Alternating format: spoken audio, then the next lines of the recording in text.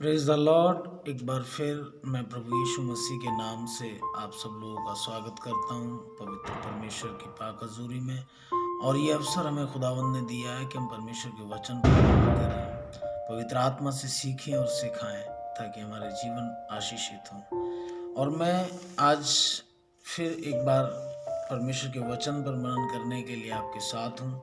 और हम एक वचन को पढ़ेंगे, फिलिपियों 2 अध्याय और उसका 9 वचन। उसमें लिखा है, और मनुष्य के रूप में प्रकट होकर अपने आप को दीन किया और यहाँ तक आज्ञाकार रहा कि मृत्यु, हाँ क्रूस की मृत्यु भी सह ली। इस वचन के अंदर एक जो लास्ट में एक वर्ड है, सह ली, सहना, सहनशीलता के विषय में आज हम बात करेंगे कि जो मसीह लाइफ है, जो परमेश्वर का दिया हुआ अनुग्रह का जीवन है, जो प्रभु यीशु मसीह के द्वारा हमें मिलता है और उसके पवित्र लहू के छुड़ाए जाने के द्वारा हमें वो जीवन मिला है, उस जीवन के बारे में जो परमेश्वर के लोग हैं, जो हमें इतिहास बताता है कि खुदावन परमेश्वर के लोगों में जब पवित्र आत्मा कार्य करता है तो उन्हें एक वरदान मिलता है और वो वरदान होता है सहनशीलता का वरदान। किसी भी चीज़ को सह लेना और सहनशीलता को दिखाना, और इसका बड़ा प्रतिफल होता है। इसका जो जो ब्लेसिंग आती है जब हम सहनशीलता को रखते हैं, और उसकी जो ब्लेसिंग आती है वो बम्पर होती है। बम्पर यानी कि मैं बता नहीं सकता, अनलिमिटेड होती है। मेरे प्रियो, इस वचन पर हम मनन कर रहे हैं आज की शाम। और मैं आपको बताना चाहता हूँ, जब हम जाते हैं पुराने नियम के अंदर और हम यूसुफ के बारे में जब हम परमेश्वर के वचन में पढ़ते हैं तो यूसुफ के बारे में क्या कहा गया है। देखिए, यूसुफ जो था वो अपने भाइयों में जो एक परमेश्वर के साथ जीवन जीने वाला और परमेश्वर में मगन रहने वाला, और वो परमेश्वर के दर्शनों से भरा, उसके वरदानों से भरा हुआ व्यक्ति था। वो एक नौजवान लड़का था। और उसकी सहनशीलता को देखें आप, जब उसने परमेश्वर के दर्शन को देखा और अपने भाइयों के साथ प्रेम से शेयर किया तो उसके भाई एक जेलसी से भर गए, और जेलसी से भर गए, और वहां से उस जेलसी का प्रकटीकरण जो उसके भाइयों ने उसके साथ किया, और उसकी सहनशीलता शुरू होती है। वो यहाँ तक उस यूसुफ के साथ करते हैं कि उसको मारने का प्रयास करते हैं और उसको कुएं में डाल देते हैं।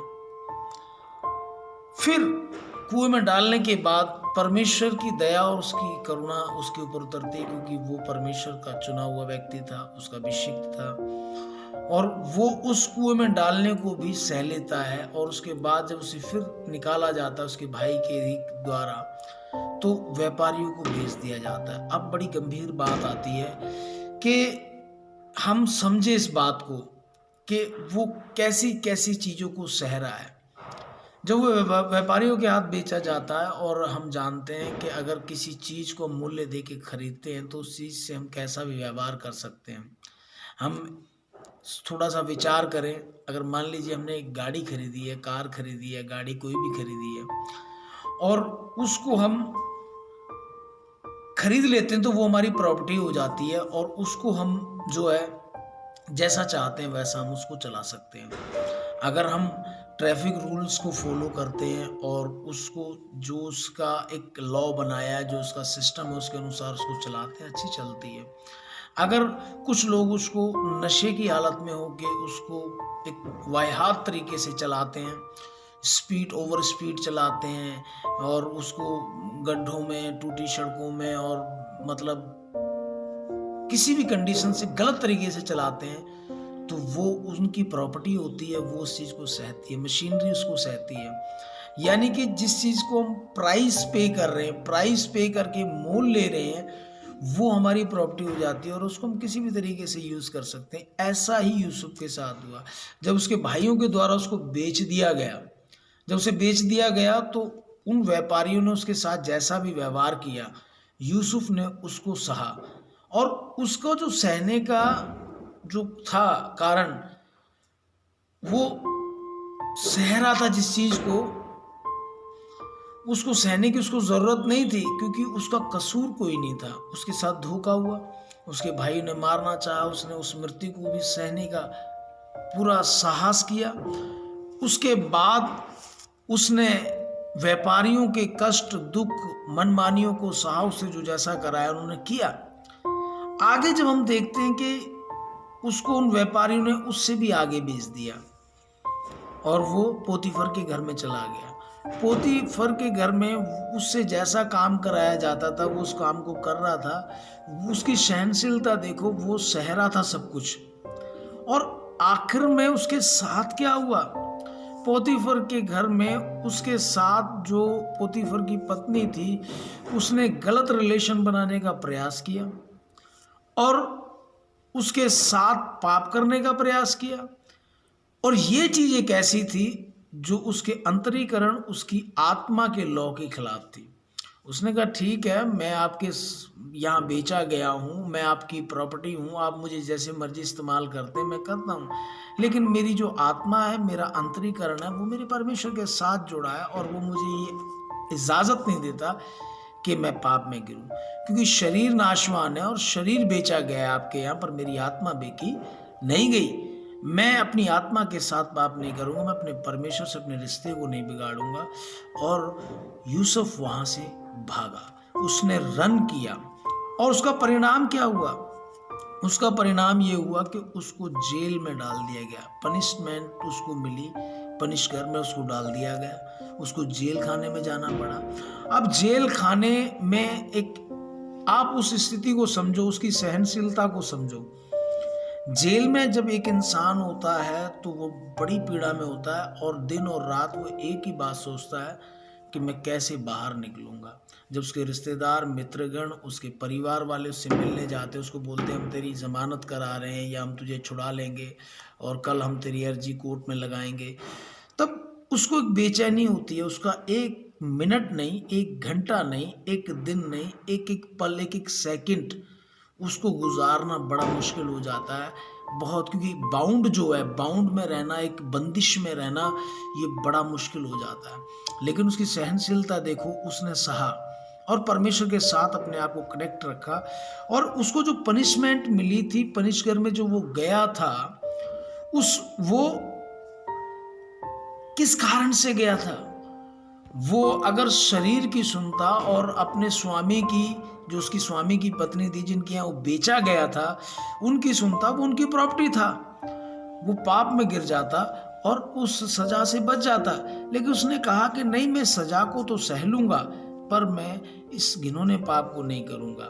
और फिर उसके बाद एक लंबे समय वो जेल में रहा और परमेश्वर के साथ संगति करता रहा, परमेश्वर में मगन रहा। और ये बड़ा मुश्किल होता है मेरे प्रियो, जब हम मुश्किल घड़ी में, जब आज अगर हम संसार में देखें, दुनिया में देखें, जब लोग जीवन में थोड़ा सा कष्ट और प्रॉब्लम्स आ जाती है, कई बार वो लोग डिस्टर्ब हो जाते हैं, मेंटली डिस्टर्ब हो जाते हैं, उनसे प्रेयर भी नहीं होती, वो परमेश्वर के साथ संगति नहीं कर पाते और उनका माइंड डिवाइड हो जाता है, वो सोच भी नहीं पाते कि हम क्या करें, कैसे करें। लेकिन यूसुफ जो एक ऐसा व्यक्ति था, वो परमेश्वर के साथ अपने आप को मेंटेन रख रहा था और उसने उस पनिश घर के अंदर, उस जेल खाने के अंदर परमेश्वर ने उससे बातें की, उसे दर्शन दिए और उसने उन दर्शनों का व्याख्यान किया।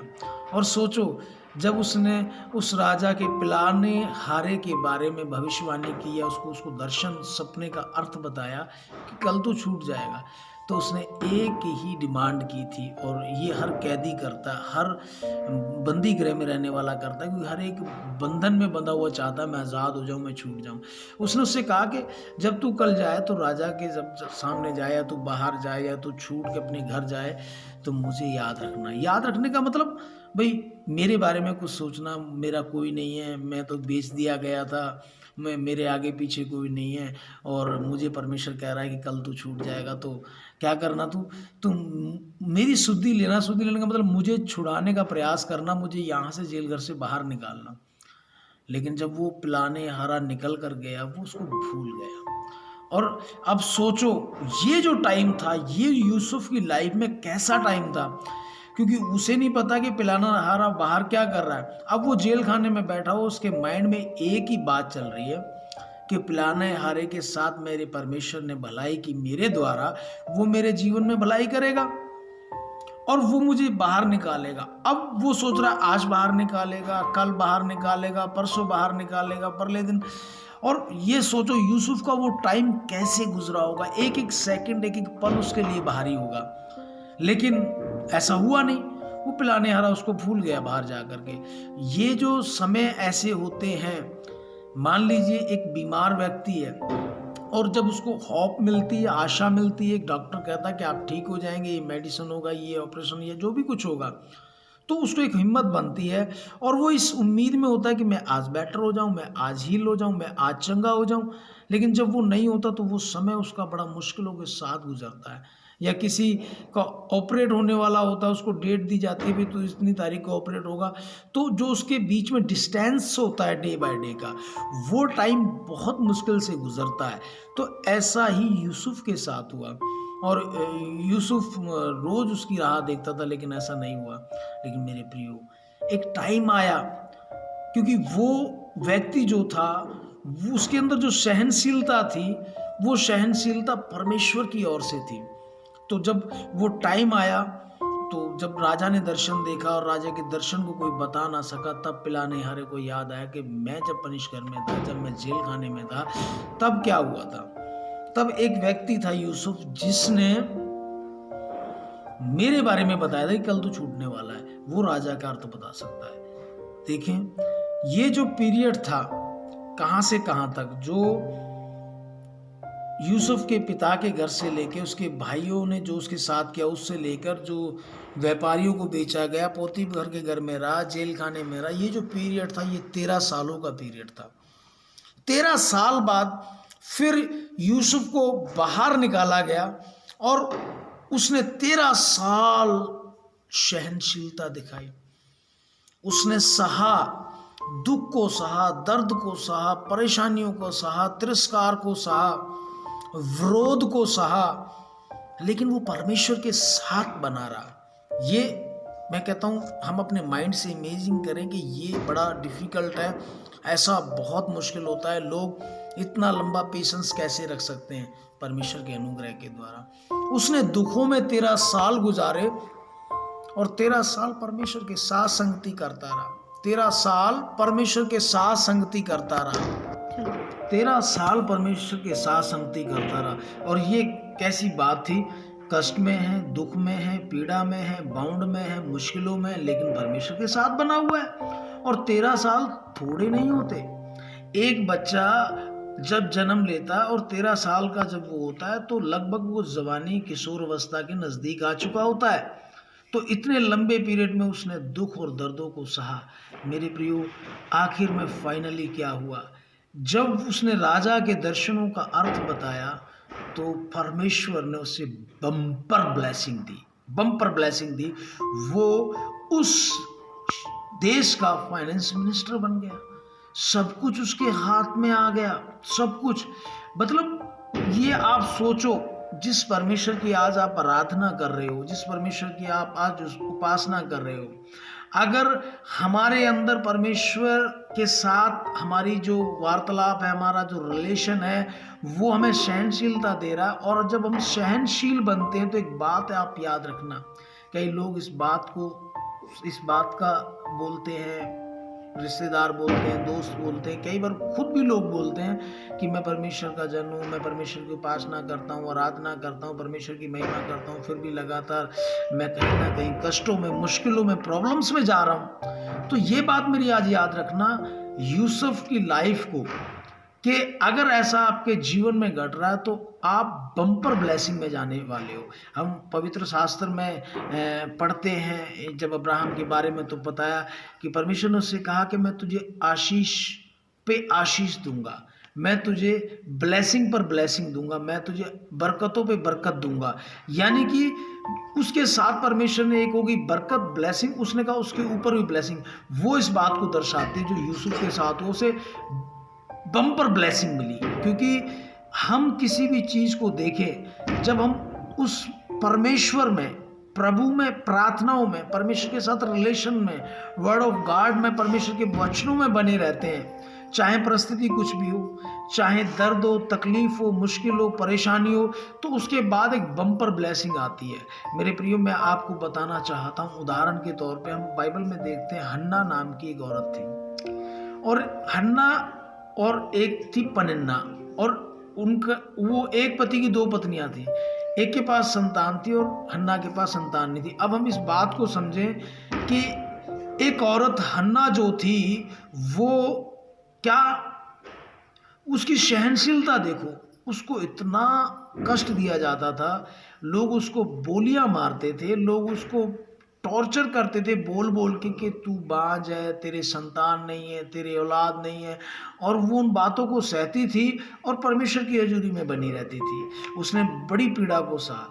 फिर वो एक बात ये भी जानती थी कि जब जिस चीज़ की वो मांग कर रही है और जिसके लिए वो ताने सुन रही है और जिसके लिए वो इतनी सहनशील बनी हुई है, अगर वो बच्चा उसे मिलता है तो पहले उसे पीड़ा और दर्द में से जाना पड़ेगा।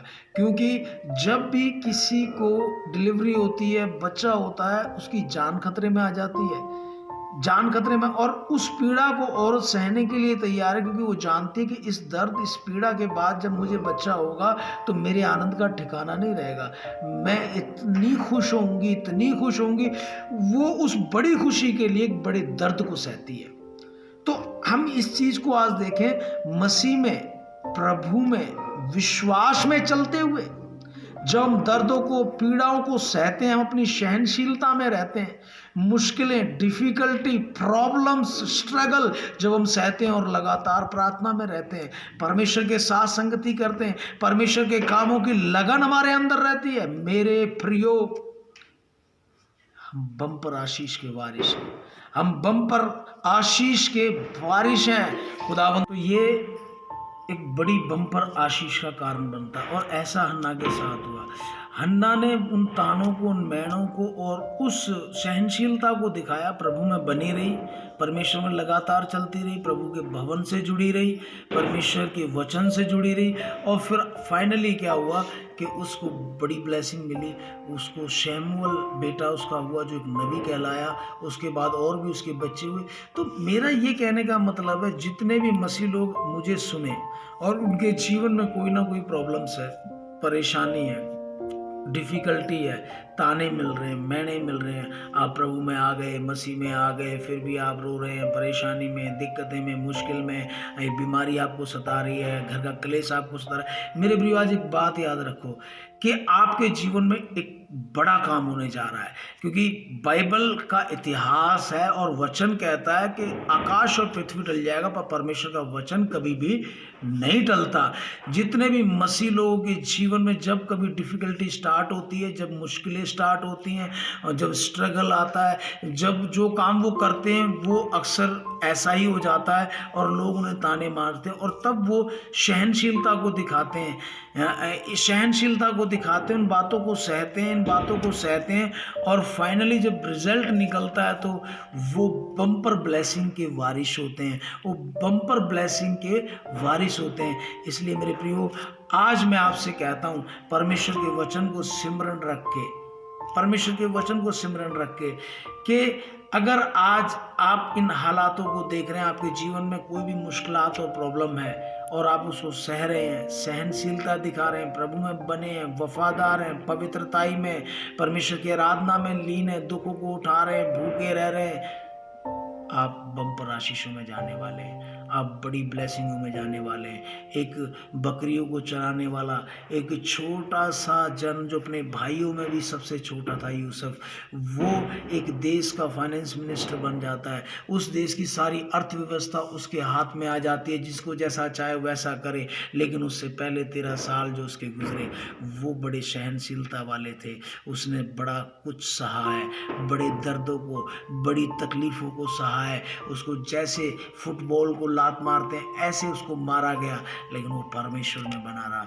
मेरे प्रियो, मैं आज एक बार फिर कहता हूँ, आप परमेश्वर में बने रहें, और जितनी परीक्षाएं आए, जितनी मुश्किलें आपके जीवन में आए, आप और परमेश्वर में खुब जाएं, क्योंकि आप आज के इन वचनों को याद रखें कि मेरा जो सहनशीलता का प्राइस चुकाया जा रहा है, इसके द्वारा मैं बम्पर आशीष को पाने जा रहा हूँ, क्योंकि आपके लिए परमेश्वर ने बड़ा सोचा है। कई बार हम छोटी छोटी बातें सोचते हैं, मेरी नौकरी लग जाए या मेरे साथ मुझे ये चीज़ें मिल जाए या मुझे वो चीज़ें मिल जाए, लेकिन आप जानते हो जब उन चीज़ों में डिले होती है, लेट होता है, मुश्किल आती है, प्रॉब्लम्स आती है और आप उसको सहते हैं और कहते हैं प्रभु आपकी स्तुति हो, आप कहते हैं प्रभु आपका धन्यवाद हो। आप लगातार चर्च आते हैं, आप आराधना करते हैं, आप परमेश्वर से बातें करते हैं, आप फास्टिंगों में चलते हैं, क्योंकि आप ये जान लीजिए जो आप प्राइस चुका रहे हैं, जो परमेश्वर में आप चल रहे हैं, आप बम्पर आशीष के वारिस हो चुके हैं। आप बड़ी आशीषों को पाने जा रहे हैं। फाइनली रिजल्ट अव्वल होगा, अव्वल से भी अव्वल होगा। मैं फिर कहता हूँ अव्वल से ही अव्वल होगा। इसलिए मेरे प्रियो, आप इन बातों को सुनो और समझो। आज हम बात करते हैं परिवारों की, कि परिवारों में जो मसीह लोग हैं, मसीह लोग जो है परमेश्वर की शांति के लिए बने, और मसीहों का परिवार परमेश्वर की ओर से बनता है। बाइबल हमें कहती है कि जिन्हें परमेश्वर ने जोड़ा है उन्हें कोई अलग ना करे, और शैतान जो है वो अलग करने वाला है। आज परिवारों में हम देखते हैं झगड़े पाए जाते हैं, मुश्किलें पाई जाती हैं।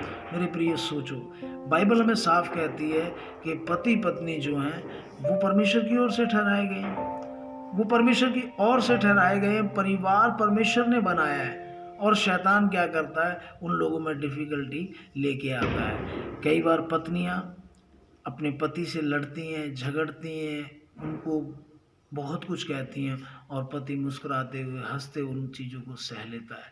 और वो जब सह लेता है तो उसको एक बम्पर आशीष मिलती है। बम्पर आशीष क्या मिलती है, एक दिन वो अपनी पत्नी को जीत लेता है और उसकी पत्नी भी आराधना करने वाली बन जाती है, क्योंकि बाइबल कहती है जिसे अच्छी पत्नी मिलती है उसे सबसे उत्तम वस्तु मिलती है। और इसी तरीके से पत्नियां जो होती हैं, जब उनके पति उन्हें सताते हैं नशों के द्वारा या किसी और चीज़ के द्वारा, उनके साथ गाली गलौज करते हैं, मारपीट करते हैं, उनको दुख देते हैं, उनको तकलीफ़ें देते हैं, और पत्नी सहती है, पत्नी सहती है, प्रभु में बनी रहती है, प्रार्थना करती रहती है, आराधना में लगी रहती है। एक समय आता है कि वो पत्नी अपने पति को जीत लेती है, उसका जीवन बदल जाता है, वो प्रभु में आ जाता है, वो आराधना करने वाला हो जाता है। लेकिन मेरे प्रियो, जब कुछ लोग कच्चे होते हैं, चाहे वो पति हो चाहे वो पत्नी हो, जब वो शैतान की बातों में आकर के अपने घर को तोड़ते हैं, मान लीजिए पति अगर दुख देता, तकलीफ देता, परेशानी देता है और पत्नी उसको सहन नहीं करती और वो घर छोड़ के अपने मायके चली जाती है, तो वो क्या करती है, वो परमेश्वर के बनाए हुए संसार को तोड़ती है, परमेश्वर को दुखी और शोकित करती है, क्योंकि साफ बाइबल कहती है जिसे परमेश्वर ने जोड़ा उसको कोई अलग ना करे। और उसका परिणाम क्या होता है, जब घर टूटता है उसका परिणाम क्या होता है, उसका परिणाम होता है उनके बच्चे डिस्ट्रॉय हो जाते हैं, उनके बच्चों का भविष्य खत्म हो जाता है, उस घर का भविष्य खत्म हो जाता है। और यही तो शैतान चाहता है, यही तो शैतान चाहता है। और ऐसे ही अगर पति अपनी पत्नी को छोड़ के जाता है तब क्या होता है, तब भी यही होता है। शैतान जो चाहता है वो होता है उनके बच्चों की लाइफ बर्बाद हो जाती है, वो सब कुछ खत्म हो जाता है। लेकिन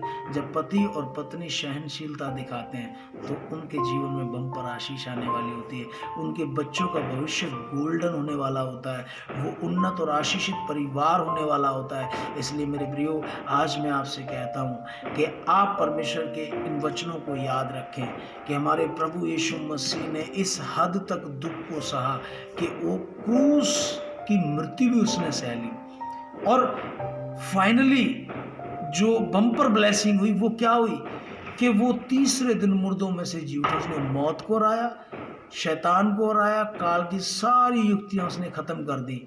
ये कैसे हुआ, उससे पहले क्या हुआ, हमने देखा यूसुफ की लाइफ में आशीष आने से पहले कितनी मुश्किलें आई। हमने देखा हन्ना की लाइफ में आशीष आने से पहले कितनी मुश्किलें आई।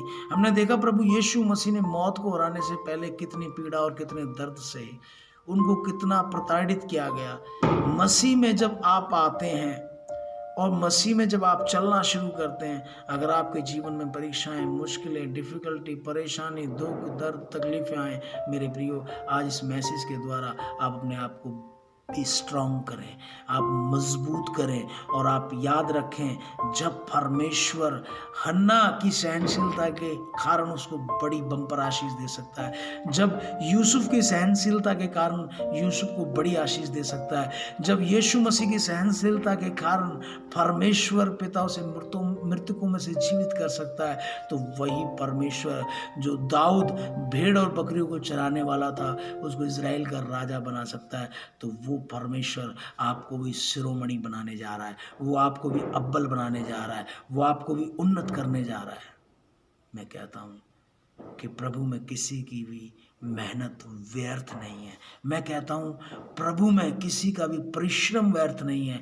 आपकी प्रार्थनाएं कभी व्यर्थ नहीं जाएंगी, आपकी फास्टिंगें कभी व्यर्थ नहीं जाएंगी, आपका वचन के साथ तालमेल रखना कभी व्यर्थ नहीं जाएगा, आपको परमेश्वर के साथ आपका चलना कभी व्यर्थ नहीं जाएगा, क्योंकि हमारे परमेश्वर का प्रेम सबसे उत्तम प्रेम है। तो मेरे प्रियो, मैं यही कहता हूँ कि आप परमेश्वर में बने रहें, बने रहें, बने रहें, क्योंकि जितना सोना आग में ताया जाएगा उतना ही सुंदर बन के निकलेगा, उतना ही सुंदर बन के निकलेगा। हम अपने आप को दिन प्रतिदिन जांचें और परखें और देखें, जो कमियां उनको निकालें और प्रभु के साथ बने रहें। उड़ीक करें उस बम्पर आशीष की, क्योंकि परमेश्वर ने आपको छोटी सी ब्लेसिंग के लिए नहीं बुलाया हुआ, परमेश्वर ने आपको असीमित ब्लेसिंग के लिए बनाया हुआ है। परमेश्वर आपको बड़ा देना चाहता है। आइए हम अपनी आंखों को बंद करें और मैं आपके लिए प्रार्थना करूंगा। Thank you Jesus. प्रभु, हम धन्यवाद देते हैं आज के सुंदर इस कलाम और वचन के लिए जो आपने हमें दिया, कि प्रभु यीशु मसीह ने कितनी सहनशीलता दिखाई, यूसुफ ने कितनी सहनशीलता दिखाई, और हन्ना ने कितनी सहनशीलता दिखाई, और उसका परिणाम बम्पर आशीष हुआ। प्रभु, आज हमारे सुनने वालों के लिए ये मैसेज बम्पर आशीष का कारण ठहरे। वो पिता परमेश्वर, राजाओं के राजा, प्रभुओं के प्रभु, मैं आज प्रार्थना करता हूँ उन परिवारों के लिए जिनमें कलेश पाया जाता है। प्रभु, आज उस वचन से समझें वो, और पिता परमेश्वर निर्णय लें कि हम पति पत्नी एक दूसरे का आदर करेंगे, उनसे प्रेम करेंगे, और परमेश्वर के बनाए हुए परिवार को हम बनाए रखेंगे, और बम्पर आशीष की बारिश होंगे। हमारे बच्चे बहुत ब्लेस होंगे। ओ धन्यवाद देता हूँ पिता परमेश्वर। मैं अपनी आत्मा में देख रहा हूँ कि कुछ सुनने वाले के परिवार में ऐसे कलेश पाए जाते हैं, पर इस वचन के द्वारा से शांति मिल रही है, उसका परिवार जोड़ रहा है, और वो अपने बच्चों के लिए बम्पर आशीष को ग्रहण कर रहे हैं। मैं धन्यवाद देता हूँ पिता परमेश्वर। मैं अपनी आत्मा में प्रार्थना करता हूँ यीशु मसीह के नाम से, प्रत्येक सुनने वाले के लिए ये बम्पर आशीष का कारण बने, और आने वाले इस एक महीने के अंदर वो अपनी सहनशीलता से सहन करते करते आए हैं, और इस आने वाले एक महीने के अंदर यीशु मसीह के सामर्थ्य नाम उनके जीवन में बम्पर आशीष आ रही है। मैं घोषणा करता हूँ प्रभु यीशु मसीह का दास होने के नाते, प्रभु यीशु मसीह के सामर्थ्य नाम में जो इस बात पर विश्वास करे, और वो इस महीने के अंदर जो एक महीना आएगा आज से, उसमें उन्हें बम्पर आशीष मिलेगी यीशु मसीह के सामर्थ्य नाम में। उनके कारोबार चलने जा रहे हैं, ओ हालेलुया। वो बीमारी से आजाद होने जा रहे हैं, ओ ऋषाबा। वो अपने मेंटली बीमारी से आजाद होने जा रहे हैं, मेंटल डिप्रेशन से आजाद होने जा रहे हैं, मेंटली डिप्रेशन से। उनके घर में शांति आ रही है, उनका फाइनेंस उन्नत होने जा रहा है। विश्वास से रिसीव करें, क्योंकि परमेश्वर ने आपके पेशेंस को देखा है, परमेश्वर ने आपके उस सहनशीलता को देखा है, और उसने आपके लिए बम्पर आशीष रखे, क्योंकि आप आशीषों के वारिस हैं। स्वीकार करें। धन्यवाद। यीशु मसीह के सामर्थ्य नाम में मांगते हैं, आमीन।